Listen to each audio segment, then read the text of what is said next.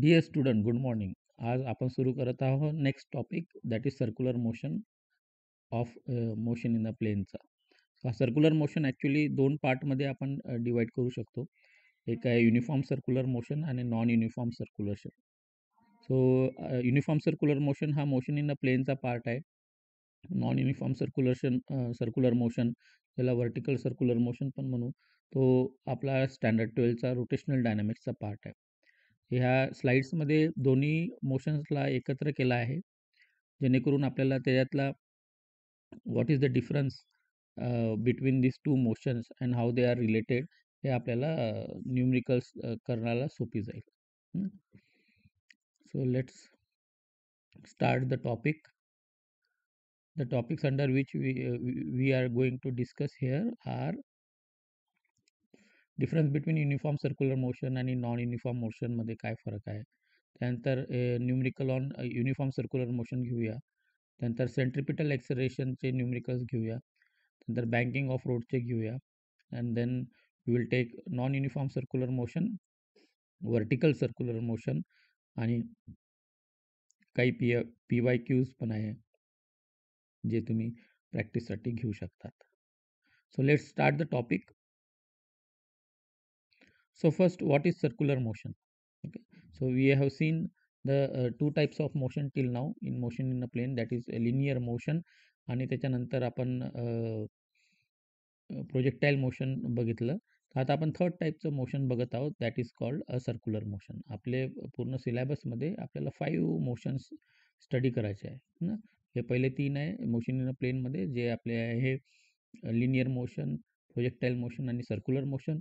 त्याच्यानंतर आहे मग रोटेशनल मोशन आणि त्याच्यानंतर आहे SHM किंवा मग ऑसिलेशन मोशन. सो असे 5 मोशन्स आपल्याला स्टडी करायचे आहे आपल्या ह्या 11th आणि 12th सिलेबसमध्ये. So what is circular motion? So circular motion is a motion of an object which moves along the circumference of the circular path. म्हणजे एक सर्कल बनवतो. जसं तुम्ही ग्राउंडला एक गोल राऊंड आहे, त्याला चक्कर जर मारला तर then that is a circular motion. कशाभोवती फिरणं हे सर्क्युलर मोशन झालं. ओके, सो फॉर एक्झाम्पल तुमचं earth is revolving around sun, हे सर्क्युलर मोशन झालं. Electrons are moving around the nucleus are circular motion. So कोणत्या पण स्वतःभोवती फिरणं म्हणजे रोटेशनल मोशन, कोणाभोवती फिरणं म्हणजे सर्क्युलर मोशन. ओके, हे दोन मेन डिफरन्स आहे. रोटेशनल मोशन जो आपण आता नेक्स्ट स्टडी करूया, आणि हा सर्क्युलर मोशनमध्ये. ओके, सर्क्युलर मोशनमध्ये आणि लिनियर मोशनमध्ये एक इम्पॉर्टंट आस्पेक्ट आहे, तो म्हणजे आहे change in the direction. Okay, so in circular motion there is always change in the direction, है ना. As we see the body is rotating in a circle, the direction of a body is always changing, whereas in linear motion जर आपण कारचं घेतलं motion तर तो एका straight लाईननी जाऊ शकतो, है ना. एक्स ॲक्सिसला lift will move up and down. If you throw the ball it will move up and down. So this motions are linear motions are in direction change नाही होत, है ना, पुष्कळ वेळा. पण in circular motion there is always change in the direction. Okay, हा एक important aspects आहे जो आपण पुढे पण डिस्कस करूया. Okay, so then next moving to next topic. So we have as आपण बघितलं की आपल्याला 2 पार्टमध्ये सर्क्युलर मोशन स्टडी करायचं आहे, एक युनिफॉर्म सर्क्युलर मोशन आणि non uniform circular motion. So let's see what is the difference between uniform circular motion आणि non uniform circular motion. So uniform circular motion आणि नॉन युनिफॉर्म सर्क्युलर मोशनमध्ये जो सगळ्यात महत्त्वाचा फरक आहे तो म्हणजे speed. So speed is constant in uniform circular motion, whereas in non uniform मोशनमध्ये स्पीड आपली चेंज होत राहते. ओके, सो वेलॉसिटी आपण पाहायला लिनियर मोशनमध्ये वेलॉसिटी इज कॉम्बिनेशन, है ना. It has 2 component, one is speed, magnitude of the magnitude and direction. Okay, so circular motion आहे तर डायरेक्शन तर नेहमी चेंज होणार, मग तो युनिफॉर्म राहो का नॉन युनिफॉर्म राहो. पण युनिफॉर्ममध्ये तुमचं स्पीड तुमची कॉन्स्टंट राहते आणि नॉन युनिफॉर्ममध्ये स्पीड चेंज होत राहते. है ना. तर स्पीड चेंज कोण करते? तर स्पीड चेंज करणारा जो फॅक्टर आहे तो आहे टँजेन्शियल ॲक्सिलरेशन. टँजंट म्हणजे सर्कलला टँजंट असणारा फोर्स, त्याला आपण म्हणूया टँजेन्शियल फोर्स, आणि तो फोर्स जनरेट करतो टँजेन्शियल ॲक्सिलरेशन. जसं आपण जर कोणती गोष्ट गोल फिरवली सर्कलमध्ये, तर त्या सर्कलला जो टँजेन्शियल फोर्स लागतो तो त्याला म्हणतो आपण tangential force. Okay. And that change the speed. आणि युनिफॉर्म सर्क्युलर मोशनमध्ये ते टँजेन्शियल ॲक्सेलरेशन जे राहते त्याची व्हॅल्यू 0 राहते. हा इम्पॉर्टंट आस्पेक्ट आहे, है ना. आपण परत डिस्कस करूया. पण then you try to understand this, that there is a force which change the speed, है ना. That force is absence in uniform circular motion, म्हणून टँजेन्शियल ॲक्सेलरेशन 0 राहते. व्हेरॅज नॉन युनिफॉर्म सर्क्युलर मोशनमध्ये टँजेन्शियल ॲक्सेलरेशन प्रेझेंट राहते. Okay. Circular motion करण्यासाठी सगळ्यात important जो लागतो तो म्हणजे सेंट्रिपिटल फोर्स लागतो. ओके. सगळे आता जसं आपण म्हटलं 5 मोशन आहे, 5 मोशन करण्यासाठी, कोणतंही मोशन करण्यासाठी आपल्याला फोर्स लागतो. ओके. जसं लिनियर मोशन आपण जर करूया तर त्याला ढकला लागेल किंवा ओढा लागेल, है ना. त्याला आपण सिंपल फोर्स म्हणतो, लिनियर फोर्स म्हणतो. तसंच जर सर्क्युलर मोशन करायला लागेल तर आपल्याला एक फोर्स लागतो, त्याला आपण म्हणतो centripetal force. Okay.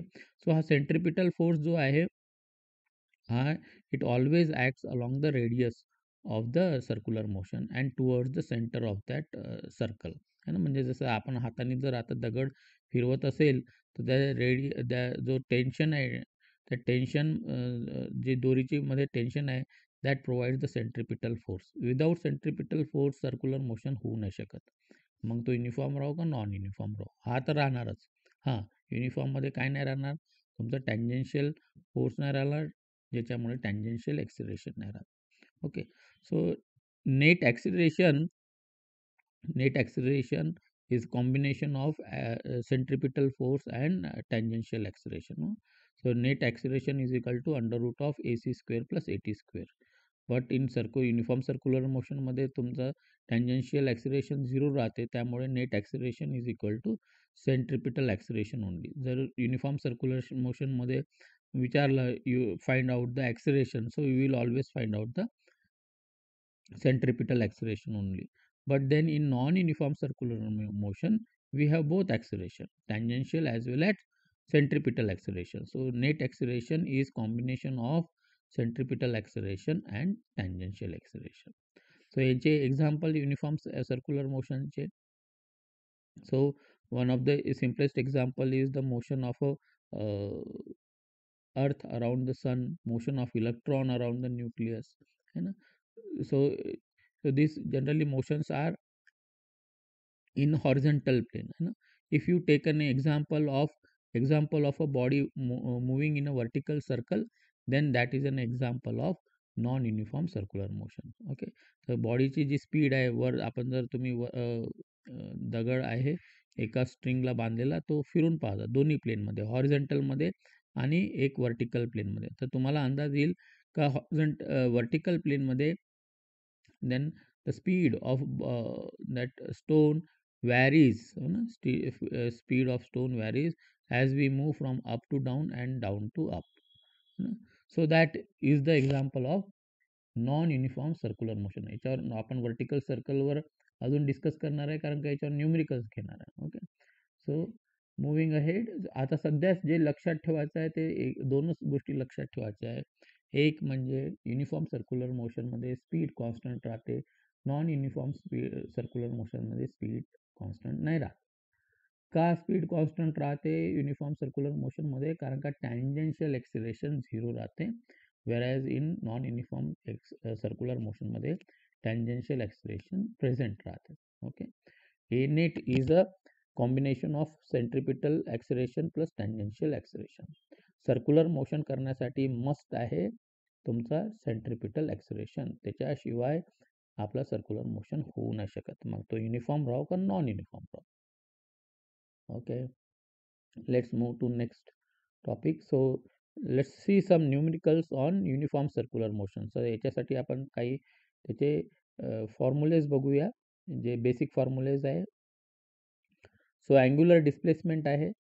So angular displacement is the angle of a movement of a body in circular path. It is defined by radian. Okay. So angular displacement is nothing but the angle traced by the body at the center. जसं तुम्ही आता समजा circle सर्कलमध्ये jogging करणार आहे round सर्कलमध्ये किंवा ग्राउंडमध्ये. So then the angle which is form at the center of that circle is angular displacement, whereas the तुम्ही जे सर्कम्फरन्सवर रनिंग करणार आहे ते तुमचं राहणार आहे लिनियर डिस्प्लेसमेंट है ना. सो लिनियर डिस्प्लेसमेंट पण राहणार कारण का तुम्ही सर्कम्फरन्सवर जेव्हा फिरणार काही अंतर कापणार तुम्ही. So that is linear displacement. And सेंटरवर जे अँगल बनेल ते बनणार तुम्ही अँग्युलर डिस्प्लेसमेंट. ओके. सो तो सर्कल आहे, सर्कल असल्यामुळे त्याचं जे अँग्युलर डिस्प्लेसमेंट आहे त्याची लिमिट आहे ना. एका सर्कलमध्ये किती अँगल राहतात? 360 डिग्रीज राहतात. सो 360 डिग्री फिरण्यासाठी लागेल वेळ त्याला आपण टाइम पिरियड म्हणतो. पुढे पाहूया. सो हे जे अँगल्स आहे मग 0, 1 डिग्री, 2 डिग्री, 3 डिग्री है ना, किती वेळामध्ये तो अँगल कव्हर करतो त्याला म्हणतो मग अँग्युलर वेलॉसिटी है ना. लिनियर वेलॉसिटी म्हणजे मीटर. तर सर्कम्फरन्सवर तो धावत जाईल तर ते किती सेकंडमध्ये किती मीटर कापतो त्याला आपण म्हणूया लिनियर वेलॉसिटी. आणि किती वेळामध्ये तो अँगल्स कव्हर करतो त्याला म्हणूया अँग्युलर वेलॉसिटी है ना. सो नाव सांगते angular displacement, angular velocity. So next term is angular acceleration. So rate of change of angular velocity per unit time is called angular acceleration. So that is given by alpha. Angular displacement is given by theta. It's the angular movement of a body in a circular path. जेवढा angle cover करेल त्याला आपण म्हणतो angular displacement. एक पूर्ण circle cover केला तर त्याचं अँग्युलर डिस्प्लेसमेंट नॅचरली 360 डिग्री झालं है ना. आणि त्यांनी जर अर्धा सर्कल कंप्लीट केला तर त्याचं अँग्युलर डिस्प्लेसमेंट किती झालं? 180 डिग्री झालं है ना. So this is the angular displacement. Angular velocity म्हणजे मग ते 360 डिग्री त्यांनी किती वेळामध्ये कंप्लीट केले किंवा न ते 180 डिग्री किती वेळामध्ये कंप्लीट केलं त्याला म्हणू आपण angular velocity. Okay. Angular acceleration is the rate of change of velocity per unit time. So हे करस्पॉन्डिंग लिनियर कंपोनंट जे आहे, लिनियर कंपोनंट त्याचा हे करस्पॉन्डिंग कंपोनंट्स आहे. Angular displacement, linear displacement, angular velocity, linear velocity, angular acceleration, linear acceleration. And your linear components म्हणजे linear displacement राहो, linear velocity राहो, linear acceleration राहो is equal to angular component that is आता इथे displacement आहे into radius. Okay. Angular component into radius. So linear displacement is equal to angular displacement into radius. Linear velocity is equal to angular velocity into radius. Linear acceleration is equal to angular acceleration into radius. So next term पाहूया time period. So time period म्हणजे तो पूर्ण circle complete करण्यासाठी लागणारा वेळ त्याला आपण म्हणूया टाइम पिरियड. म्हणजे 360 डिग्री कंप्लीट करण्यासाठी लागणारा जो वेळ आहे त्याला आपण म्हणतो टाइम पिरियड है ना. So 360 degree divided by angular velocity है ना. सो आपण आता 11th आणि 12th मध्ये we will not use degree but we will use radian है ना. सो रेडियन हा युनिट वापरणार आहे अँगलसाठी. We will not use degrees for angle, measuring angle. So मग 360 डिग्री म्हणजे किती रेडियन? सर 2 पाय रेडियन है ना. हे कॉन्स्टंट आहे. 360 डिग्री म्हणजे 2 pi radian. So time period is equal to 2 pi by omega or omega is equal to 2 pi by t. हा important formula याच्यावर आपल्याला न्यूमेरिकल्स राहतात. सो फ्रिक्वेन्सी म्हणजे एका सेकंडमध्ये किती चक्कर कापले त्याला आपण म्हणूया पूर्ण सर्कलचे त्याला म्हणूया फ्रिक्वेन्सी है ना. Frequency is 1 by time period, 1 by t. Frequency is 1 by t. So these are the some terms: angular displacement, angular velocity, angular acceleration, and time period आणि frequency. So let's see some numericals.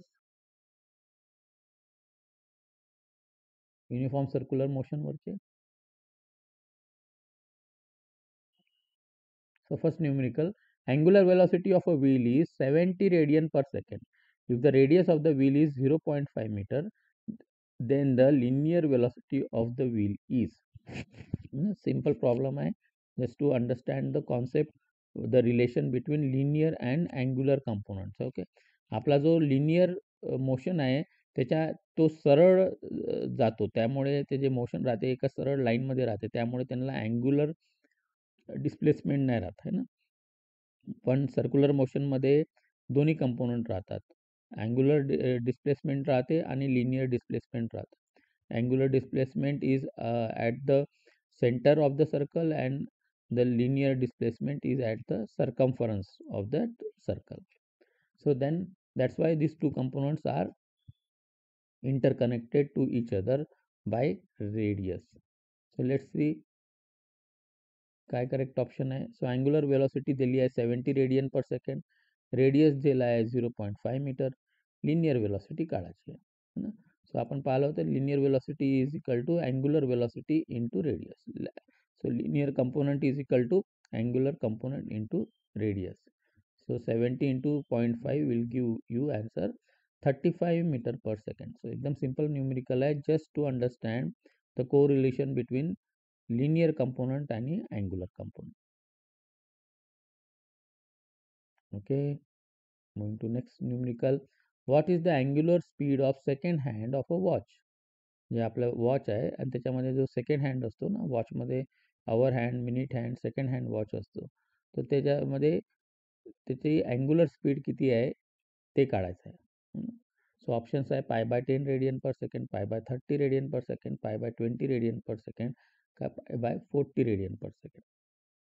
So angular speed second hand जो watch राहतो त्याला एक चक्कर पूर्ण complete करण्यासाठी किती वेळ लागतो? 60 सेकंड लागतात. म्हणजे त्याचा टाईम पिरियड आहे 60 सेकंड्स है ना. त्याचा टाईम पिरियड माहीत आहे, त्यामुळे आपल्याला मग त्याची अँग्युलर वेलॉसिटी काढता येईल, कारण का टाईम पिरियडचा फॉर्म्युला आहे 2π/ω. ओके, सो ओमेगा जर अँग्युलर स्पीड जर दिली नसेल तर तुम्हाला नक्कीच टाईम पिरियड किंवा फ्रिक्वेन्सी दिली असेल. फ्रिक्वेन्सी दिली असेल तर टाईम पिरियड काढता येईल, टाईम पिरियडवरून तुम्हाला मग अँग्युलर वेलॉसिटी काढता येईल किंवा स्पीड. सो अँग्युलर स्पीड काढायचा आहे, टाईम पिरियड 60 सेकंड आहे, कारण का सेकंड हँड आहे वॉचचा.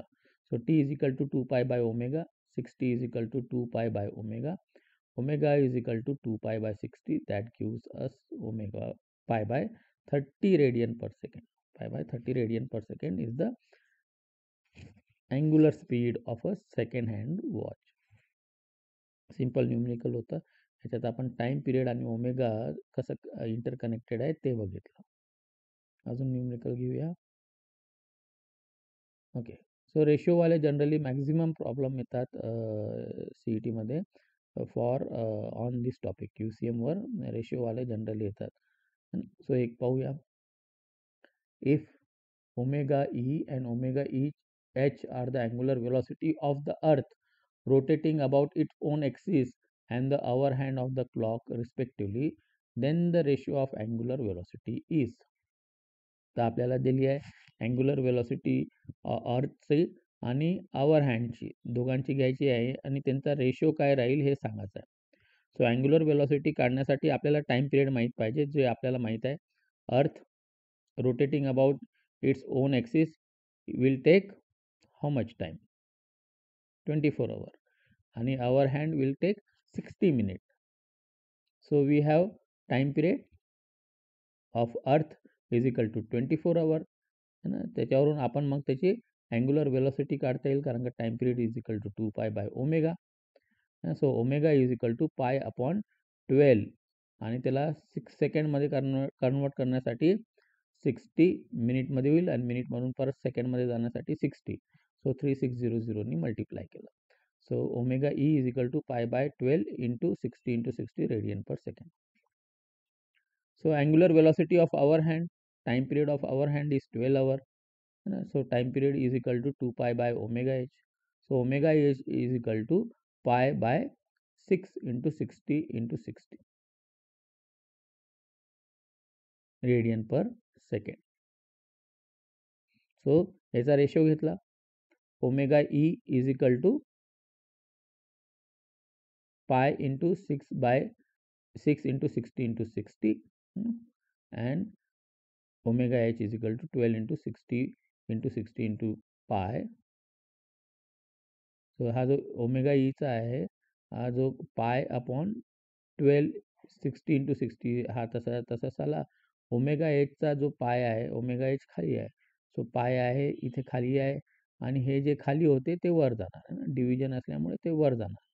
सो 6 इंटू 60 इंटू 60 वर गेले, 60 60 cancel, pi pi cancel, so 6/12 is the ratio which least फॉर्ममध्ये होते 1/2.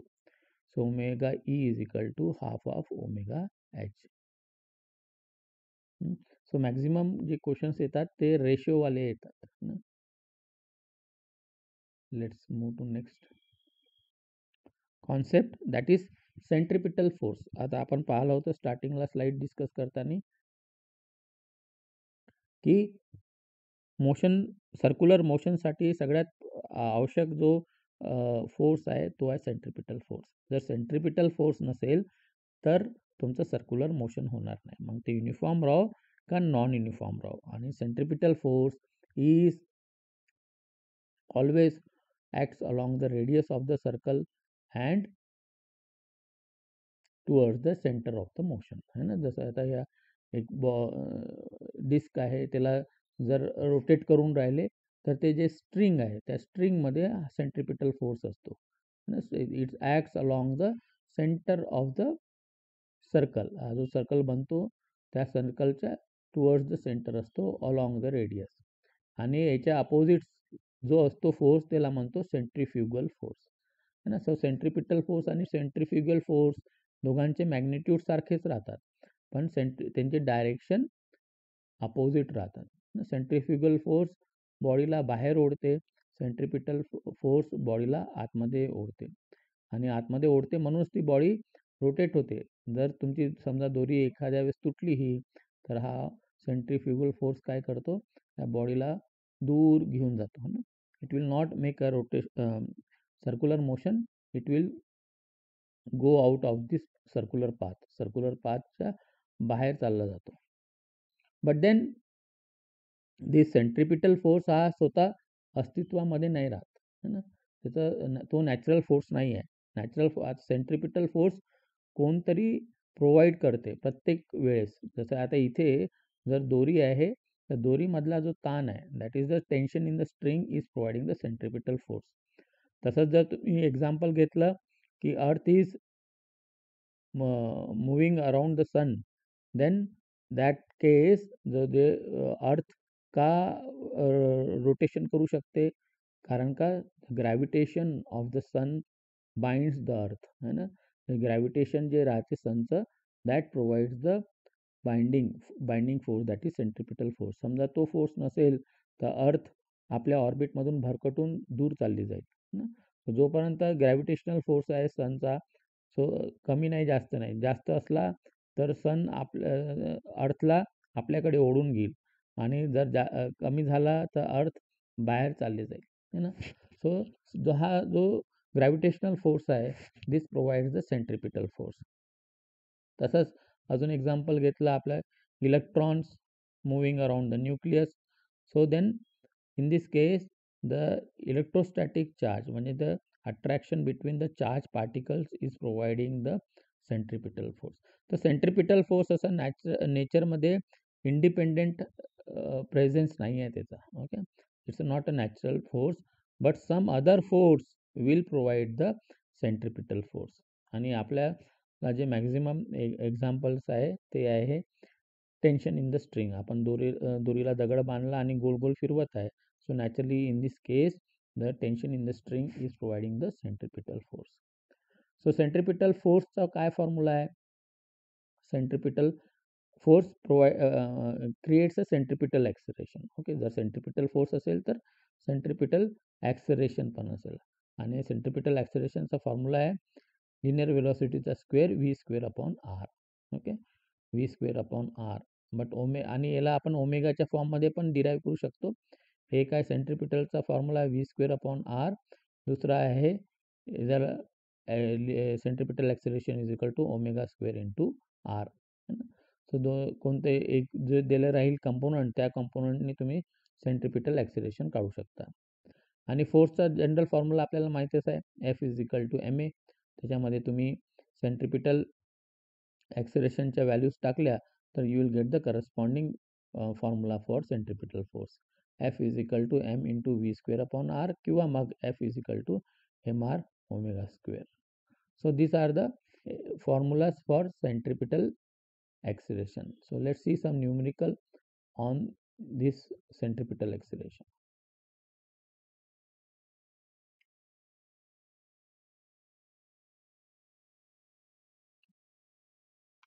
A mass of 2 kg is whirled in a horizontal circle of radius 2 meter by means of a string at an initial speed of 5 revolution per minute. Find the acceleration. So options are pi square by 18 meter per second square, pi square by 9 meter per second square, pi square by 6 meter per second square, or pi square by 3 meter per second square. So we have a question in which mass of 2 kg horizontal circle मध्ये move केला आहे, ज्याचा radius 2 metre आहे आणि speed 5 revolution per minute आहे. तर आपल्याला acceleration काढायचं आहे. So let's see how we can move.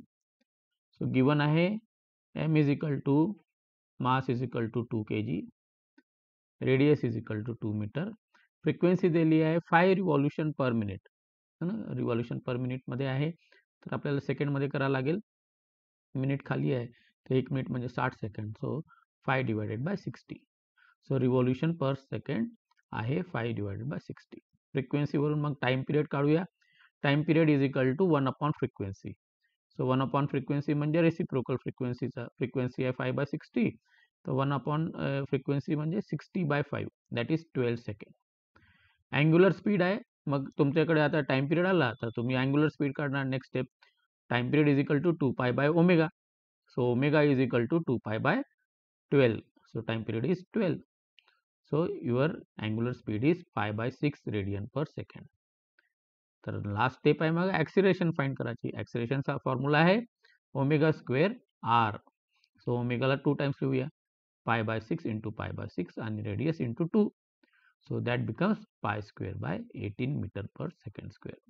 So option is A. So frequency, time period, त्याच्यावरून मग टाइम पिरियडवरून अँग्युलर स्पीड ओमेगा आणि ओमेगावरून सेंट्रिपिटल ॲक्सिलरेशन, असा हा फ्लो राहतो. तो एकदम सिंपल न्यूमेरिकल आहे.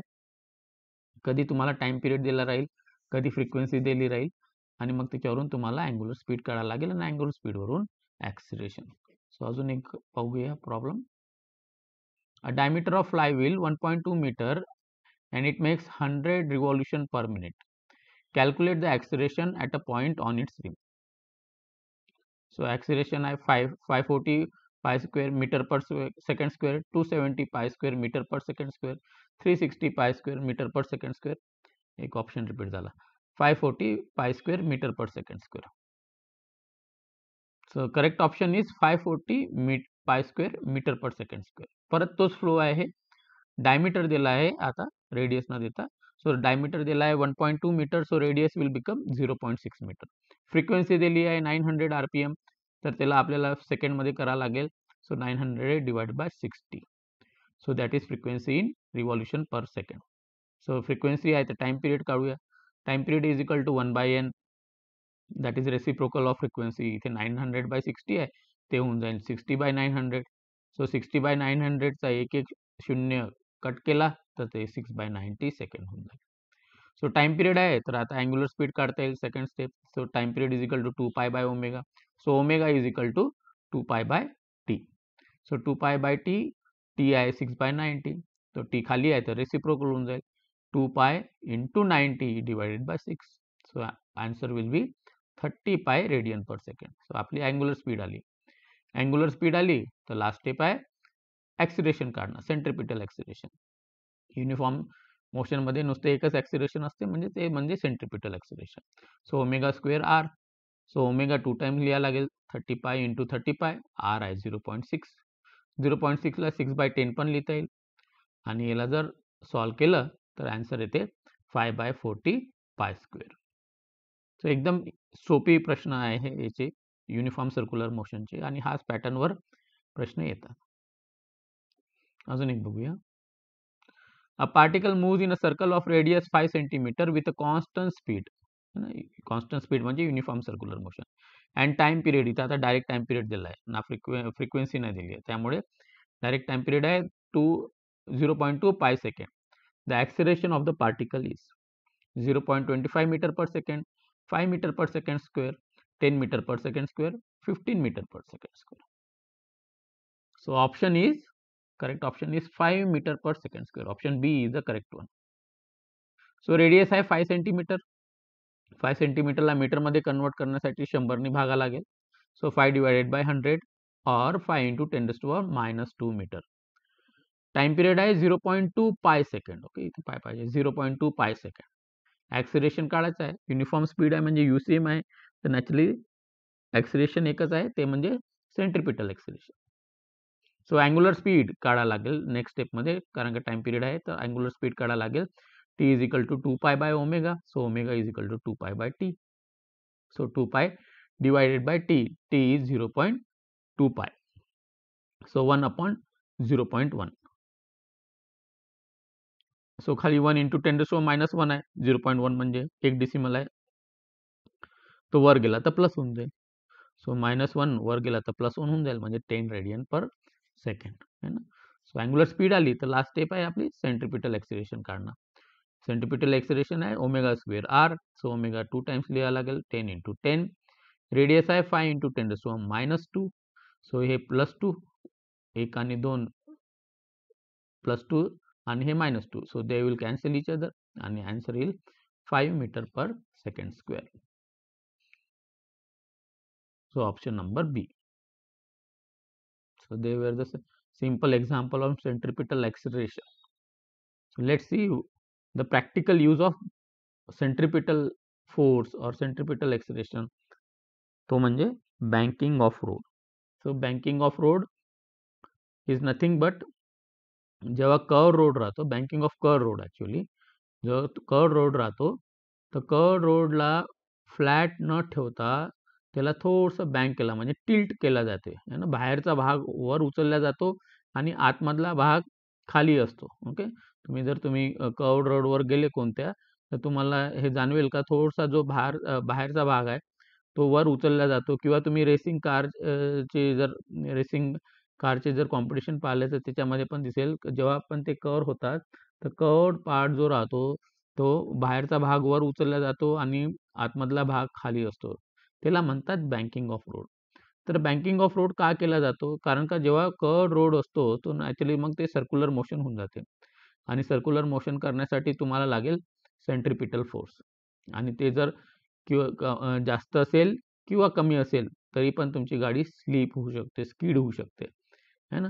तर ते सेफली चालण्यासाठी कार सेफली चालण्यासाठी we are generally banking of road दिला जातो है ना. तर आता आपण 2 केस पाहूया. एक लेवल कर्व्ड रोड म्हणजे याच्यात आपण बँकिंग नाही दिलं आहे, तर मग काय होईल, आणि मग banking of curved road.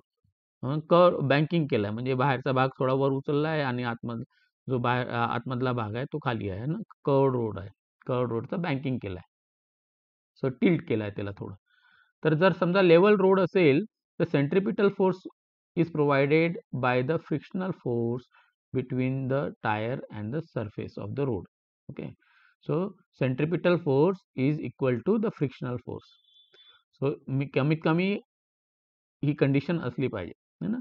So centripetal force जर जास्त झाला तर मग ती कार आतमध्ये ओढल्या जाईल, आतमध्ये ओढल्या जाईल तर तुमची कार टॉपल होऊन जाईल. So centripetal force should be equal to frictional force. So mv square upon r is equal to mu mg है ना. So v square r is equal to mu g. v is equal to under root of r mu g. म्हणजे तुमची जर velocity of the car is depending upon under root of radius of curvature,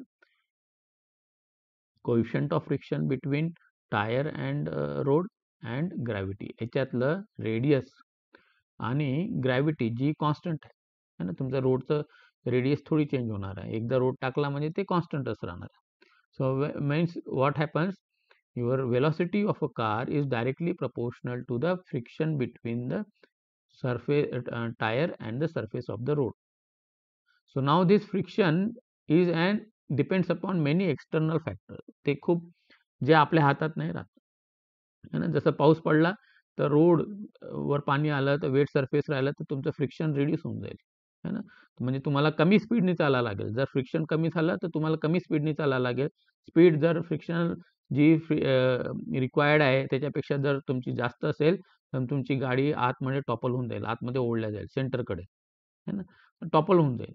आणि तर समजा तुमची tyre जर झिजली असेल, tyre तुमचे वेअर अँड टिअर झाले असेल तर पण तुमचा फ्रिक्शन कमी होऊन जातो है ना. म्हणजे हे जे आहे velocity of the car depends upon the external factor आणि ही depends upon weather condition, depend upon the car condition है ना, विच वी कांट प्रेडिक्ट. म्हणून काय करतात त्या जो कर्व्ड रोड असतो त्याला थोडंसं टिल्ट करतात है ना. बाहेरचा भाग वर काढतात आणि आतमधला भाग थोडासा खाली असतो. सो टिल्ट केल्याने काय होते, सो टिल्ट केल्याने हा जो सेंट्रिपिटल फोर्स आहे it is given by the one of the component of the normal force, N म्हणजे नॉर्मल. सो हा पार्ट आपण लॉज ऑफ मोशन मध्ये बघूया है ना. सो आता आता सध्या समजण्यासाठी जेव्हा पण तुमची कोणती वस्तू जमिनीवर वेट एक्झर्ट करते है ना, जेव्हा वेट एक्झर्ट करते तर त्याला इक्वल अँड अपोजिट फोर्स राहतो as per Newton's law, third law. आणि जर वेटला जो इक्वल अँड अपोजिट फोर्स राहतो त्याला म्हणतात नॉर्मल फोर्स म्हणजे एन है ना. तो ऑलवेज सरफेसच्या परपेंडिक्युलर असतो. जर वेट तुमचं सेंटर ऑफ ग्रॅव्हिटीकडे सरळ असते पण हा जो नॉर्मल फोर्स असतो हा सरफेसला परपेंडिक्युलर असतो. ओके, तर ह्या केसमध्ये पण तुमचं वेट आहे एम जी कारचं जे तुमचं सेंटर ऑफ ग्रॅव्हिटीकडे जाते आणि अर्थच्या, आणि नॉर्मल फोर्स आहे जो तुमच्या सरफेसला परपेंडिक्युलर आहे. त्यामुळे मग याचे दोन कंपोनंट बनेल, एक एन कॉस थिटा आणि एक N sine theta. Horizontal component N sine theta कारण का जो थिटा लागला आहे हा वर्टिकल सोबत लागला आहे ना, N cos theta. So N cos theta आणि N sine theta. Horizontal component आहे N sine theta, vertical component आहे एन कॉस थिटा. सो इथे जर तो सेंट्रिपिटल फोर्स आहे तो हॉरिझॉन्टल कंपोनंट प्रोव्हाइड करतो नॉर्मल फोर्सचा, N sine theta is equal to centripetal force. Okay, so N sine theta is equal to M V square by R आणि N cos theta is equal to weight of the vehicle that is N cos theta is equal to M G. या दोघांना इक्वेशनला जर divide केलं तर येईल आपलं tan theta is equal to V square by R G. So V is equal to under root of R G tan theta. So velocity of vehicle now depends upon radius of curvature जे constant आहे, g that is gravitational acceleration जे constant आहे आणि शेवटी tan theta म्हणजे theta म्हणजे angle of inclination. ते जे टिल्ट होते ना ते किती टिल्ट होते अँगल ऑफ इन्क्लिनेशन.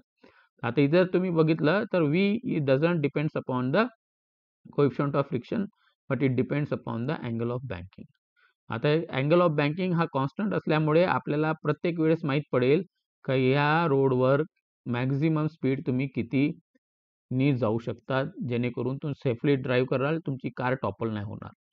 आणि तिथे मग जे ऑथॉरिटी आहे they can put the board का इथं मॅक्झिमम स्पीड इथे इतकी ठेवली पाहिजे, याच्यावर जर असेल तर मग तुमचे व्हेकल टॉपल होईल. So now your velocity of the vehicle does not depend upon the coefficient of friction between tire and the road. It depends upon the angle of banking which is constant. तर म्हणून त्या रोडवर मग आता आपण velocity predict करू शकतो का ह्या रोडवर, ह्या कर्व रोडवर किती वेलॉसिटीने जायचं जेणेकरून तुमची गाडी सेफली तिथून पास होऊ शकते. So this is the advantage of angle of banking. Okay, so let's see some numericals on this angle of banking. A van is moving with a speed of 108 km per hour on a level road where coefficient of friction between tire and the road is 0.5. For the safe driving of the van, the minimum radius of curvature of the road shall be. Acceleration due to gravity is 10 meter per second square. आता आपल्याला जो numerical दिला आहे हा level रोडचा आहे, बँकिंगचा नाही आहे है ना. तो लेवल रोडवर एक व्हेकल चालली आहे 108 kilometre per our, coefficient of friction दिला आहे आणि आपल्याला रेडियस ऑफ कर्वेचर विचारला आहे का त्या रोडचं किती असलं पाहिजे जर व्हेकलला 108 किलोमीटर पर आवरनी जायचं आहे. So let's see options are 180 metre, 120 metre, 80 metre, 45 metre. So velocity given आहे, that is 108 kilometre per hour. So 108 kilometre per आवरला आपल्याला करायचं आहे मीटर पर सेकंडमध्ये. तर आपला कोणता कन्व्हर्जन फॅक्टर आहे, 5/18 मल्टिप्लाय करायचा. 108ला 5/18 मल्टिप्लाय केलं तर आपल्या इथे 30 metre per second square. Coefficient of friction दिला आहे 0.5. हा लेवल रोड असल्यामुळे इथे जे सेंट्रिपिटल ॲक्सिलरेशन आहे that is provided by the frictional force, है ना. So mv square R is equal to mu M G, है ना. mv square R is equal to mu M G, हे मागच्या स्लाइड्समध्ये पण पाहिलं आपण. So V square R is equal to mu G. So R is equal to V square by mu G, है ना. आर काढायचा आहे आपल्याला. सो व्ही स्क्वेअर म्हणजे तुम्हाला वेलॉसिटी 2 टाइम्स लिहायला लागेल, that is 30 into 30 divided by mu is equal to 0.5 into G is 10. आणि ह्या इक्वेशनला जर आपण सॉल्व्ह केलं तर आन्सर येते 45 metre. So option D is the correct one. So जेव्हा पण लेवल रोड असतो तर सेंट्रिपिटल ॲक्सिलरेशनला कोइफिशियंट फ्रिक्शन सोबत फ्रिक्शनल फोर्स सोबत इक्वेट करायचं आणि गिवन व्हॅल्यू काढायची. जनरली वेलॉसिटी विचारेल किंवा मग है ना, रेडियस दिलं राहील, वेलॉसिटी विचारेल, वेलॉसिटी दिली आहे, रेडियस विचारेल. इथे वेलॉसिटी दिली आहे, रेडियस विचारला, होऊ शकते तुम्हाला रेडियस दिलं राहील, वेलॉसिटी विचारेल. Okay, let's move to another numerical. Angle of banking theta for a meter railway gauge line is given by theta is equal to sine inverse of 1/20. What is the elevation of the outer rail above the inner rail, है ना. So म्हणजे तुम्हाला metre gauge एक railway line आहे, त्याच्यातला ती cover होऊन राहिली, है ना. कव्हर होऊन राहिली तर ते टिल्ट करतात त्याला. सो अँगल ऑफ बँकिंग तुम्हाला काढायचा आहे. अँगल ऑफ बँकिंग दिला आहे आपल्याला, तो किती बाहेरचा भाग किती समोर आला आहे, एलिव्हेशन आहे ना, किती वर उठला आहे तो काढायचा आहे. ऑप्शन आहे 20 सेंटीमीटर, 10 सेंटीमीटर, 0.2 सेंटीमीटर, 5 सेंटीमीटर, है ना. असं हे रेल्वे लाईन आहे जी कव्हर होऊन राहिली, तर हा जो बाहेरचा भाग आहे, आउटर पार्ट आहे, हा थोडासा बाहेर काढला आहे, है ना, वर उचलला आहे. सो इनर पार्टपेक्षा वर उचलला आहे टिल्ट करून. सो तर टिल्ट येते. तर हा जो हाईट आहे एच, हा आपल्याला काढायचा आहे, किती एलिव्हेटेड होतो. हा रेडियस ऑफ कर्वेचर आहे, बी जी आहे रेडियस ऑफ कर्वेचर आहे. आणि हा जो एल आहे that is a distance between two rail. हा बाहेरचा रेल आहे रूळ आणि हा आतमधला रूळ आहे, है ना. तो एल आपल्याला दिला आहे कारण हा मीटर गेज आहे, म्हणजे 1 मीटर याच्यातलं अंतर आहे, है ना. 2 रूळमधलं अंतर 1 मीटर आहे. सो थीटा दिला आहे sign inverse of 1/20. So sine theta होईल 1/20. सो एल दिला आहे 1 मीटर, त्याला कन्वर्ट केलं सेंटीमीटरमध्ये कारण की ऑप्शन सेंटीमीटरमध्ये आहे, तर 100 सेंटीमीटर. एल 1 मीटर कसं, तर मीटर गेज रेल्वे आहे, है ना. वेगळ्या वेगळ्या टाईपचे गेज असतात. 2 रुळामधलं अंतर म्हणजे गेज. आता स्टँडर्ड गेज आहे 1.2 1.4 मीटर गेज. मीटर गेज जुन्या रेल्वे होते, आता मीटर गेज फार कमी राहिल्या. सो इथे 1 मीटर दिला आहे, तर ते होतात 100 सेंटीमीटर. आता एलिव्हेशन काढायचं आहे एच. सो साइन थिटा जर इथे घेतलं, sine theta is equal to opposite side upon hypotenuse. So इथे अपोजिट साइड आहे elevation H divided by hypotenuse, that is L, है ना. H by L, sine theta दिला आहे 1/20, H by L is equal to 1/20. So L आहे 100 centimetre, so H by H upon 100 is equal to 1/20. So h is equal to 100/20, that is 5 centimeter. So elevation is 5 centimeter. एकदम simple numerical. So we have find angle of banking from the elevation. अजून बघूया. A motorcycle racer takes a round with a speed 20 meter per second on a curved road of radius 40 meter. Okay. The leaning angle म्हणजे angle of banking of a motorcycle with a vertical for a safe turn is. So angle of banking किंवा leaning angle काढायचा आहे. Curve रोडवर तो 20 metre per second नी स्पीडनी जाऊन राहिला, है ना. जी दिला आहे 10 मीटर पर सेकंड स्क्वेअर आणि तुम्हाला ट्रिग्नोमेट्री व्हॅल्यू दिली आहे 10. tan is equal to 45 degree is equal to 1. Options आहे 30 डिग्री, 75 डिग्री, 60 डिग्री, 45 डिग्री. करून पहा. Take a pause and try to do the numerical. So correct option in this case is option number D that is 45 degree. Given आहे आपल्याला 20 metre per second velocity of the motorcycle. Radius आहे 40 metre. So in this level road, so in this case, the centripetal force on this bank road, the centripetal force is provided by n sin theta. So n sin theta is equal to mv square by r, n cos theta is equal to mg.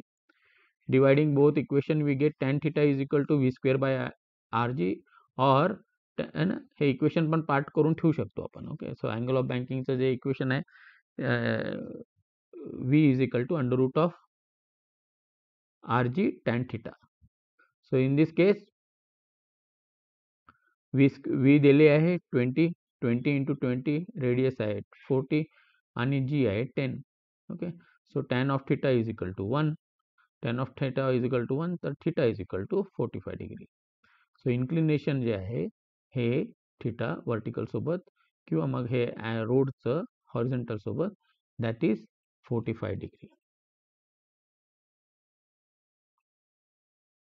इथून पण समजू शकतो त्यांनी trigonometric value दिली आहे एका अँगलची, that is tan 45 है ना. तर ते tan 45 इथे वापरण्यात येत आहे म्हणूनच त्यांनी ती व्हॅल्यू दिली आहे. नाही tan 30 दिली असती तर वेगळं. सो कधी कधी न्यूमेरिकल सॉल्व करता पण smartly you can correct the tick the answer. So MSCT मध्ये तुम्हाला काही न्यूमेरिकल कसं सॉल्व केलं हे तुम्हाला सांगायची गरज नाही आहे. You have to just tick the correct option. So you have to be smart. पहिले ऑप्शन्स पाहून घ्यायचे, and if you are able to जज what is the option right, you can tick it. It will save your time. Okay, अजून एक बघूया. Railway track is banked for speed v by elevating the outer rail by height h above the inner rail. So banking केला आहे railway ट्रॅकला curved रोडवर, जिथे curved होते तिथे banking केलं आहे. The distance between the rail is d and the radius of curvature of track is radius of curvature ट्रॅकचा काढायचा है ना. सो हा आउटर पार्ट आहे, हा थोडा वर उचलला आहे, that is by h. Radius of curvature म्हणजे b काढायचा आहे ना. आणि अँगल ऑफ बँकिंग इथे बँकिंग केलं आहे. So we have to do with this options. So let's see. So speed v दिला आहे, एलिव्हेशन h आहे, distance between the rails that is l is equal to d यांनी म्हटलं आहे इथे. रेडियस ऑफ कर्वेचर r घ्यायचा आहे, so b ला r केलं. Sine theta is equal to opposite side upon hypotenuse that is h upon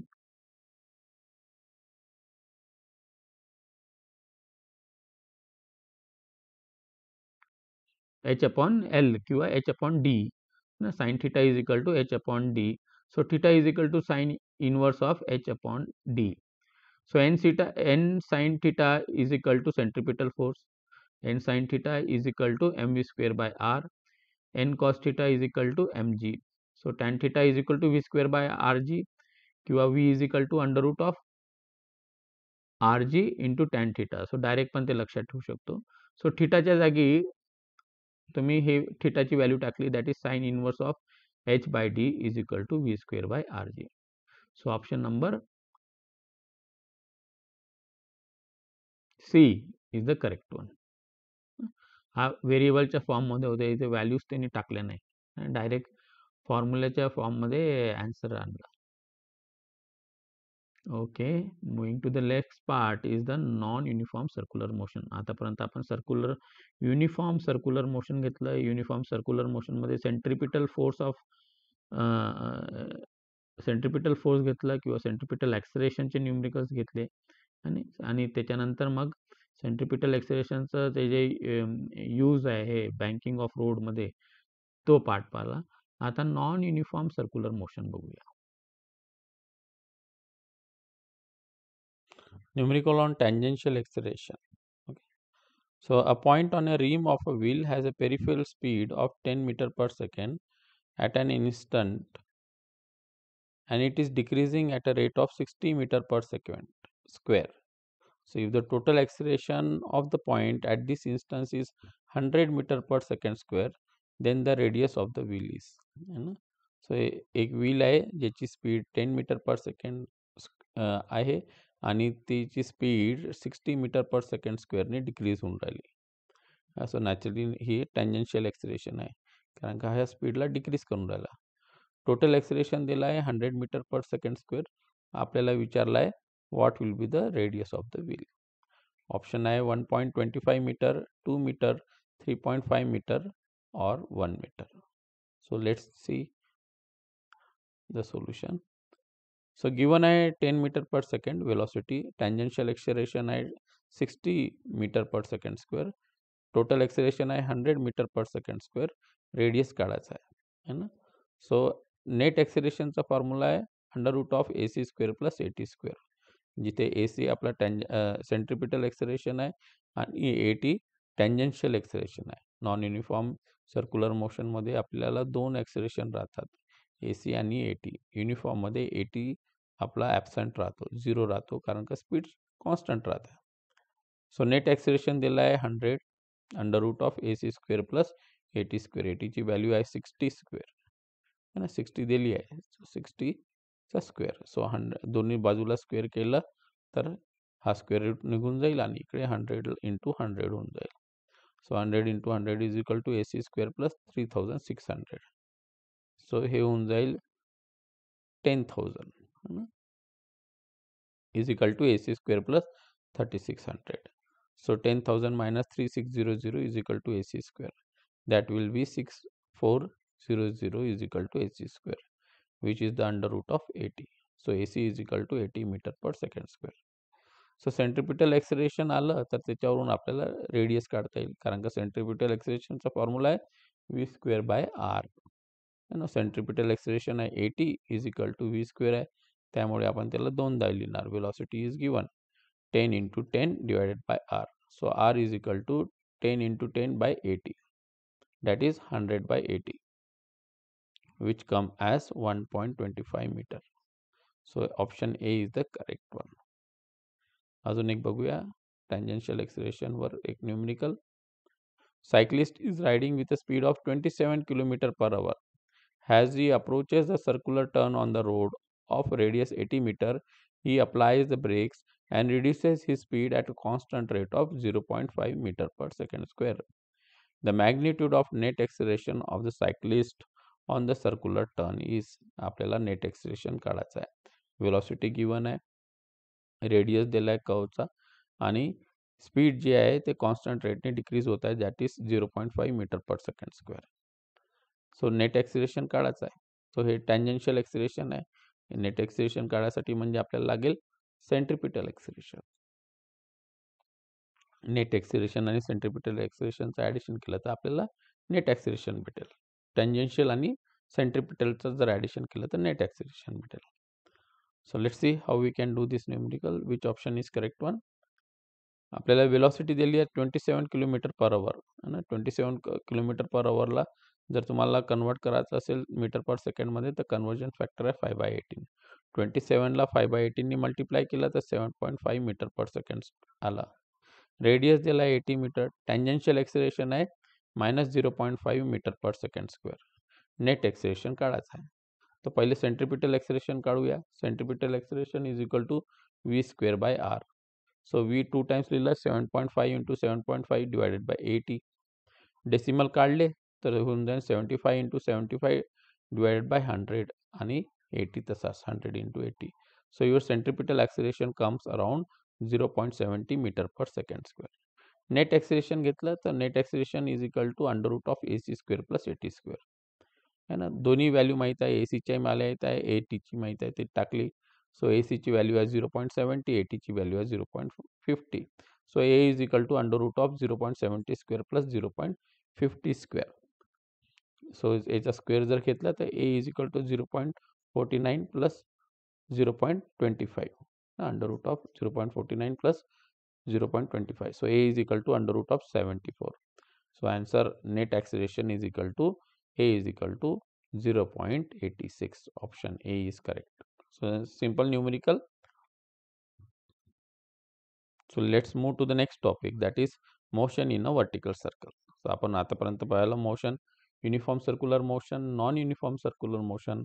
आता non uniform circular मोशनचा example पाहत आहे, motion in a vertical circle. जर एखाद्या गोष्ट वर्टिकल सर्कलमध्ये फिरवली तर सो याचे काही फॉर्म्युलेज आहे, डेरिव्हेशन्स आहे, पण ते आपण MSCETच्या स्कोपच्या बाहेर आहे. So we will just directly write down all the formulas. त्यातले जे इम्पॉर्टंट आहे हे फॉर्म्युले ते आहे म्हणजे मिनिमम वेलॉसिटी आणि maximum velocity. Minimum velocity at lowest point and maximum on velocity at the highest point है ना. लोएस्ट पॉईंट हा म्हणजे खालचा आणि हायेस्ट पॉईंट म्हणजे वरचा. तर तुमचे मिनिमम वेलॉसिटी काय असली पाहिजे ॲट लोएस्ट पॉईंटवर, जेणेकरून तो एक चक्कर पूर्ण करेल, किंवा मग मिनिमम वेलॉसिटी ॲट हायेस्ट पॉईंटवर काय असली पाहिजे जेणेकरून तो एक पूर्ण चक्कर कंप्लीट करेल. So velocity at lowest point is under root of 5gr and velocity at highest point is the under root of gr, है ना, under root of 5gr, under root of gr. And velocity of body at any point at a height h from the lowest point, है ना, at any point. So v is equal to under root of u square minus 2gh. हे झालं velocity बद्दल. तसंच tension बद्दल. So tension in the string at any point is T is equal to m u square minus 3gh plus gr by r. Tension at lowest point will become T is equal to m u square plus gr by r, and tension at highest point is T is equal to m u square minus 5gr by r. ह्याच्यातला जे दोन formula लक्षात ठेवायचा आहे, that is velocity at lowest point and velocity at highest point. Highest पॉईंटला under route gr, lowest पॉईंटला under route 5gr. चला मग numerical बघूया एक दोन याच्यावर. In a vertical circular motion, the ratio of kinetic energy of a particle at highest point to that lowest point is option I 5, 2, 0.5 or 0.2. So kinetic energy ratio काढायचा आहे highest point to that lowest point. So naturally velocity जर माहित आहे तर आपण kinetic energy काढू शकतो. So velocity at lowest point is VL is equal to under root of 5gr. Highest point is under root of gr, where r is the radius of the vertical circle. So ratio काय होऊन जाईल? Ratio will be kinetic at highest point upon kinetic energy at lowest point. So half m vs square upon half m vl square. याच्यातला half m cancel होऊन जाईल. So vs square upon vl square. So vh square म्हणजे under route निघून जाईल, under route gr. So होऊन जाईल gr upon 5gr, and that is 1/5. Answer is 0.2. Your option is D. Simple numerical होता. अजून एक बघूया. A stone of mass 1 kg is tied to a string 2 meter long and is rotated at constant speed of 40 meter per second in a vertical circle. The ratio of tension at the top and the bottom is. आता last जो numerical होता तो ratio of kinetic energy होता, ज्याच्यामध्ये आपण वेलॉसिटीचा उपयोग केला होता. तर आता आपल्याला टेन्शनचा रेशिओ काढायचा आहे. सो 12/19, 79/81, 19/12 का 81/79. So let's see what is the correct answer. So जेव्हा आपण एखादी गोष्ट रोटेट करतो इन वर्टिकल मोशनमध्ये, त्याच्यावर 2-3 फोर्स ॲक्ट होतात. तो एक तर आहे टेन्शन, है ना, जो always it will act towards the direction of the centre. दुसरा आहे वेट, है ना, weight of that body which will always act downward direction. आणि मग तिसरा आहे सेंट्रिफ्युगल फोर्स, जो बॉडीला बाहेर ओढत राहतो. सो त्याचा magnitude will be equal to that of your centripetal force, that is mv square by R, mv square by R, mv square by R, है ना. So let's see how we can do this numerical. So tension in the string at highest point वर tension काय राहील? So सगळे जे force आहे त्याचं जर समेशन केलं तर mv square by R is up positive direction. So mv square by R is equal to हे जे खालचे फोर्स आहे त्यांचं ॲडिशन T1 प्लस mg, है ना. So T1 is equal to mv square by R minus mg. So tension in string at lowest point. So similarly at lowest point. So T3 जो x axis च्या वर आहे, T3 is equal to mg plus mv square by r. So T3 is equal to mv square plus mg, right? So आता याचा ratio घ्यायचा आहे T1 upon T3. So T1 ची value आहे mv square by r minus mg. T3 ची value आहे mv square r plus mg. M common दिसतो त्यामुळे cancel. So V square by R minus G, V square by R plus G. व्हीची value दिली आहे 40. So square केला तर 1600 by 2 minus 10, that is gravitational acceleration. So that will and खाली 1600 by 2 plus 10. So याचा जर सॉल्व केला तर it will become as 790 upon 810 or 79 by 81. That is the correct option. So with this we come to the end of the chapter of circular motion. आणि याच्यामध्ये आपण uniform circular motion मधला, non uniform circular motion मधला आणि vertical circular motion बघितलं. So इथे काही PYQs दिले आहे topic wise. Total almost 17 PYQs दिले आहे, segregated as per the topic. Just try to complete it. Answer key दिले आहे. So it will bring some confidence on the topic.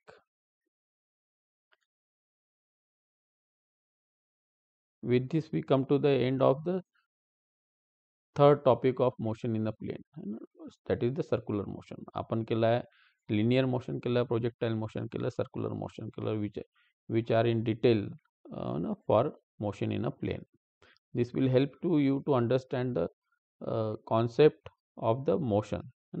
So 3 motion घेतले आपले, आता 2 motion उरले आहे, that is rotational motion आणि SHM किंवा oscillatory motion.